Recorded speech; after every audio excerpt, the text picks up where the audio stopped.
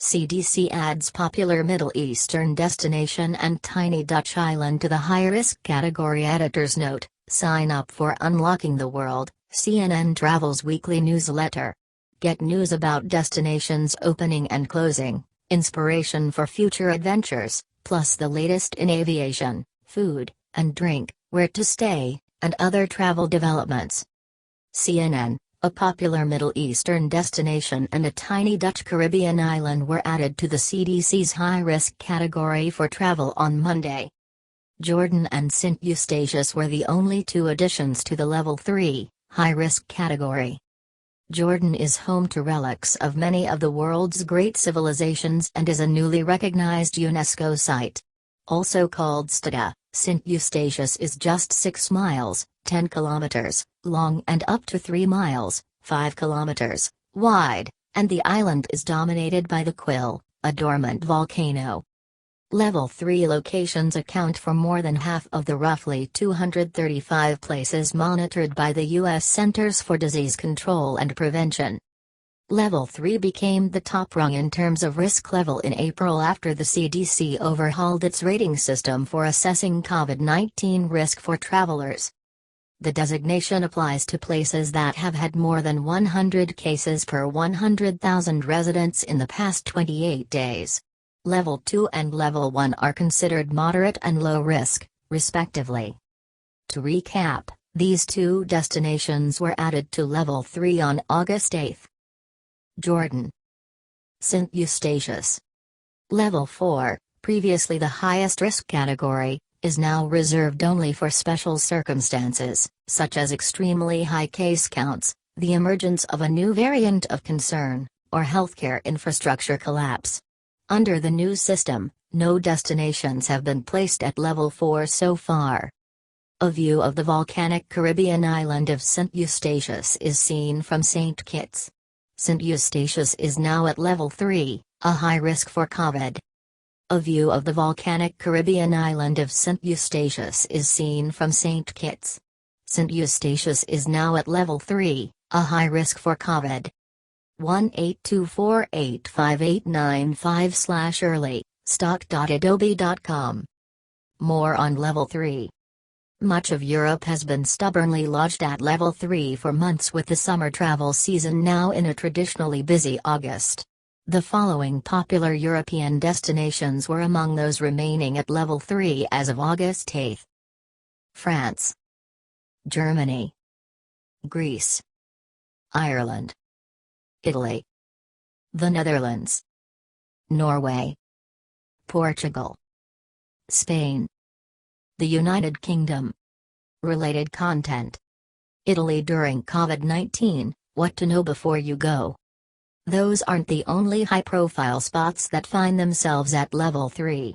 Numerous other destinations around the world are among those in the high-risk category, including the following: Brazil, Canada, Costa Rica, Malaysia, Mexico, South Korea, Thailand, Turkey. The CDC advises that you get up to date with your COVID-19 vaccines before traveling to a Level 3 destination. Being up to date means you have had not only the full initial vaccinations but any boosters for which you're eligible. Senegal, with the Ngor area of Dakar pictured, moved to Level 2 on Monday. Senegal, with the Ngor area of Dakar pictured, moved to Level 2 on Monday. Adobe stock. Level 2. Destinations carrying the Level 2 COVID-19 moderate designation reported 50 to 100 COVID-19 cases per 100,000 residents in the past 28 days. The CDC designated 3 new Level 2 places on Monday. Azerbaijan, Kyrgyzstan, Senegal. The move was bad news for all 3 locations, which were all previously listed at Level 1. There are 20 places listed at Level 2 this week. You can view the CDC's risk levels for any global destination on the agency's travel recommendations page. In its broader travel guidance, the CDC recommends being up to date with your vaccines before traveling internationally. Level 1. To be listed as Level 1, COVID-19 low, a destination must have had 49 or fewer new cases per 100,000 residents over the past 28 days. 2 places were added to the category on August 8. Suriname, Zimbabwe. Both destinations moved to a lower risk level. Suriname was previously listed at Level 3, and Zimbabwe was previously listed at Level 2. There are about 25 places in the low-risk category this week. A couple of the more popular places in the low-risk category this week include Egypt and Tanzania. Unknown. Finally, there are the destinations the CDC has deemed to be of unknown risk because of a lack of information. Usually, but not always, these are small, remote places or places with ongoing warfare or unrest. Just one destination was added this week, Malawi. The CDC advises against traveling to these places precisely because the risks are unknown. Other destinations in this category that typically draw more tourist attention include the Azores, Hungary, and the Maldives. There are about 65 places listed as unknown this week, making up more than 1/4 of all the places monitored. A medical expert weighs in on risk levels. Transmission rates are just one guidepost for travelers' personal risk calculations, according to CNN medical analyst Dr. Lena Wen. We've moved into a phase in the pandemic where people need to make their own decisions based on their medical circumstances as well as their risk tolerance when it comes to contracting COVID-19, said Wen, who is an emergency physician and professor of health policy and management at the George Washington University Milken Institute School of Public Health. There are other factors to weigh in addition to transmission rates, according to Wen. Another is what precautions are required and followed in the place that you're going, and then the third is what are you planning to do once you're there, she said. Related content. How the Ukraine invasion flattened Eastern European tourism. Are you planning to visit a lot of attractions and go to indoor bars? That's very different from you're going somewhere where you're planning to lie on the beach all day and not interact with anyone else. That's very different. Those are very different levels of risk. Vaccination is the most significant safety factor for travel since unvaccinated travelers are more likely to become ill and transmit COVID-19 to others, Wen said. And it's also important to consider what you would do if you end up testing positive away from home. While U.S.-bound travelers no longer have to present a negative COVID-19 test to get home from international destinations, the CDC still advises testing before boarding flights back to the States and not traveling if you are sick. Of course, if people have symptoms or exposure while traveling, they need to get tested, and if they test positive, to follow CDC's isolation guidelines, Wen told CNN Travel recently. If you're concerned about a travel-specific health situation not related to COVID-19, check here. 10 charming small towns to visit along the Appalachian Trail. There are a lot of small towns in America to love, and if you're planning to hike the Appalachian Trail, you'll soon get a front row seat to some of the best. Hopping on and off the trail to visit a few of these quaint communities can add time to your expedition, but trust us, it will make the trip all the more worthwhile. Keep reading to discover 10 of our favorite small towns along the 2,190-mile trail, perfect for both through hikers or those just visiting the for-a-day hike. Blue Ridge, Georgia. Falcohutta from Sun Rock in Blue Ridge, Georgia. Courtesy of Fannin County Chamber of Commerce. Heffernan Mountain and Valley in Blue Ridge, Georgia. Courtesy of Fannin County Chamber of Commerce. This bucolic hamlet seems straight out of a country song, complete with mountain vistas, lakefront cabins, and a population of 1,157 people who are waiting to welcome you. Despite its small town stature, there is no shortage of accommodation options. The recently opened Hampton Inn Blue Ridge is for you if soaking up views of the Blue Ridge Mountains from a rooftop bar and restaurant sounds like your dream day off the trail. For entertainment, venture to Swan Drive-In, one of only 3 remaining drive-in theaters in Georgia. If you've got more time, Hop aboard the Blue Ridge Scenic Railway for a 26-mile train ride through the verdant landscape, starting at the town's historic depot. We'd be remiss not to direct you to Mercier Orchards for the juiciest apples and restaurants like Black Sheep and Harvest on Main for delectable eats. Harper's Ferry, West Virginia. Aerial view of Harper's Ferry, West Virginia. Courtesy of West Virginia Department of Tourism. This town of 285 inhabitants has 4 miles of the ET passing through it and is the headquarters of the non-profit Appalachian Trail Conservancy, where you can swing by to grab guides and maps, learn about the trail from staffers, and shop for souvenirs. The town has some historical importance as well. In 1859, John Brown's raid took place here in an attempt to orchestrate a slave revolt, widely considered to be the dress rehearsal to the Civil War. During your stay here, you can visit Brown's Fort and other historic sites like St. Peter's Catholic Church, the only church in town that wasn't ransacked during the Civil War, and the location of 1861's The Battle of Bolivar Heights, an early face-off during the Civil War. Another local draw is Harper's Ferry National Historical Park, a restored 19th-century industrial village and its surrounding natural environs.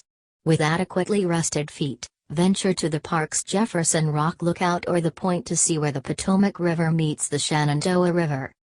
If you're up for some thrills during your stopover, hit the Potomac River for whitewater rafting or tubing with river riders, or explore their aerial adventure park or zip lining course, home to a 1,000-foot zip line over the river. When your belly starts to rumble, grab a bite at the Anvil restaurant. The jumbo lump crab cakes and hot crab dip are both sensational, or the rabbit hole for American classics and terrace hangout sessions. As night falls, retreat to the homey Towns Inn or equally cozy Stonehouse B&B, a doily-free environment built in 1839. North Conway, New Hampshire. Shops in North Conway, the largest village within the town of Conway. Dennis/Getty Images. The fine people of North Conway, a town situated 28 miles south of New Hampshire's flagship Mount Washington, are used to welcoming at hikers.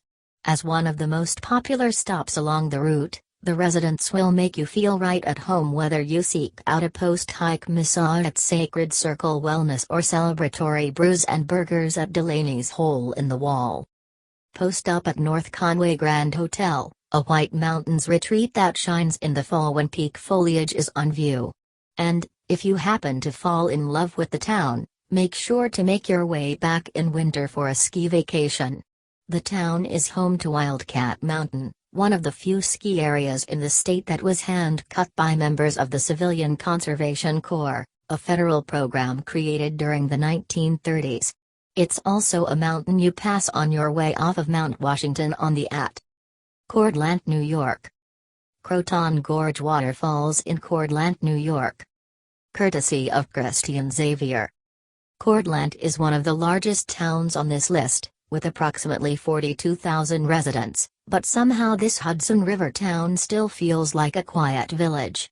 The inviting spot is known for its Revolutionary War history, specifically for the Kings Ferry crossing point between Stony Point and Verplanck's Point, which George Washington's army traveled across on the Hudson River on their march to Yorktown, Virginia, in 1781. If you can, time your visit for Sunday, when you can shop the market on the river in Verplanck, about 5 miles away, before kicking back on the lawn or fishing pier at Courtland Waterfront Park. For a splurge, book a night at the Abbey Inn in Peekskill, 4 miles down the road. The former 1902 convent of the Episcopal Sisters of St. Mary's has been reimagined as a boutique hotel with the apropos farm-to-table restaurant and bar and a spa on site. Adams, Massachusetts. People sitting on Mount Greylock in Adams, Massachusetts. Courtesy of Michelle Murphy.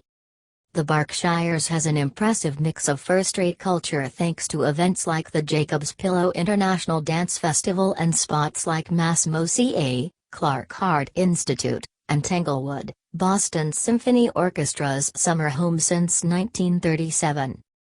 Though there are a number of stellar small towns in the region, including rural Monterey and hipster North Adams, were partial to historic Adams. A town of 8,170 or so residents, it's the birthplace of women's rights activist Susan B. Anthony. It's also where you'll find Mount Greylock, Massachusetts' highest peak with an elevation of 3,489 feet. During your Adams jaunt, get a hearty meal at Ms. Adams' Diner, and if camping at Mount Greylock isn't for you, stay at the acclaimed Tourists in North Adams, an homage to the American roadside motor lodge with upscale accoutrements. Bristol, Virginia. The Bristol Hotel and downtown Bristol. Courtesy of the Bristol Hotel, a Charlestown Hotels. Bristol may only have an estimated 16,912 residents, but its country music lineage gives it plenty of big city energy. In 1998, the United States Congress even declared it the birthplace of country music. After taking in a local show, head to the city's only rooftop bar, Lumac, located at the Bristol Hotel. Or, kick back at the original Burger Bar, famously known as the last place Hank Williams, Sr. was seen alive. We also recommend heading underground for tours of the ancient Bristol Caverns, created by Mother Nature more than 200 million years ago. And, if you can, plan a trip around the Appalachian Trail Days Festival, a celebration for all things in the neighboring town of Damascus. The festival is typically attended by thousands of hikers and supporters and includes a hiker talent show, a parade with a marching band, a bonfire, drumming, and plenty of dancing. Bryson City, North Carolina. Aerial of Main Street in downtown Bryson City. Courtesy of Bryson City TDA and Chamber. Bryson City may not be a household name, but with postcard-worthy charm and many independently owned shops, breweries, and dining establishments, it deserves to be. The mountain town is situated in western North Carolina and is the main gateway to the southern border of the Great Smoky Mountains National Park. In town, hikers can most certainly find budget-friendly, hostel-style lodging, but for something more upmarket, our vote is the Everett Hotel, perched on Bryson City's picturesque town square. Since the town is easily walkable, visitors don't need to worry about renting a car or bike while wandering to spots like Buttermilk Farms Antiques or Jimmy Mac's restaurant. Should you decide to spend a few days here, book a scenic ride with Great Smoky Mountains Railroad or find a rafting guide to take you down the nearby Nantahala River Gorge. Vernon, New Jersey. The Farm at Glenwood Mountain in Vernon, New Jersey. Courtesy of Vernon Township Recreation Department. Located in northern New Jersey along the Vernon more than delivers on the small town charm. After cranking out all that mileage, relax at Mountain Creek Resort and enjoy a zipline tour, snow tubing, or an aerial adventure park in the trees right on site. If you're visiting in the fall, take a turn apple or pumpkin picking at Heaven Hill Farm or Poshhook Valley Farms, or linger over live music and a glass of wine, cider, or spirits at Warwick Valley Winery and Distillery. The spring is another ideal time to walk the town's Appalachian Boardwalk and Stairway to Heaven Trail. Prepare for your jaw to drop at the view from the Pinwheel Vista, both of which are connected to the Appalachian Trail. Summer and winter are pretty packed in this pocket of the Garden State, so you may prefer off-season travel to enjoy its simple natural wonders. Marion, Virginia. Mount Rogers Scenic Byway in Marion, Virginia. Joshua T. Moore/Virginia Tourism Corporation/ courtesy of Smith County, Virginia. This Smith County oasis is home to some 5,700 residents who are happy to have you over for a spell. While in town, treat yourself to a superb vacation rental, like the modern farmhouse gem, the Lucille, or an A-frame cabin on the 200-acre working farm, Spencerville Farms. During your stay, scope out the downtown of America's coolest hometown, where streets are lined with independent restaurants and eclectic boutiques. Don't leave without noshing at the Dip Dog Stand, a famed eatery that's been doling out hot dogs for some 65 years. Indulge your crafty side with a guitar building workshop at the Wayne C. Henderson School of Appalachian Arts. If you're up for some more walking, Smith County is also the gateway to Grayson Highlands State Park, where wild ponies roam. Hanover, New Hampshire. The town of Hanover, New Hampshire. Courtesy of Visit New Hampshire. While hiking the you really can't miss this town as the trail runs right down the main street of Hanover, making it one of only 10 towns where Main Street and the are at a literal crossroads. During your pit stop, make the most of the town's museums, including the newly expanded Hood Museum of Art, or scope out sporting events, theater, and musical performances at the Hopkins Center. Fuel your excursions with a cup of Joe from the Dirt Cowboy Cafe, and once you've worked up a proper appetite, Molly's Restaurant and Bar serves glorious wood-fired, thin-crust pizza and a hot fudge sundae that's the stuff of childhood daydreams. Then, nestle into bed at the Hanover Inn for a good rest between hiking days.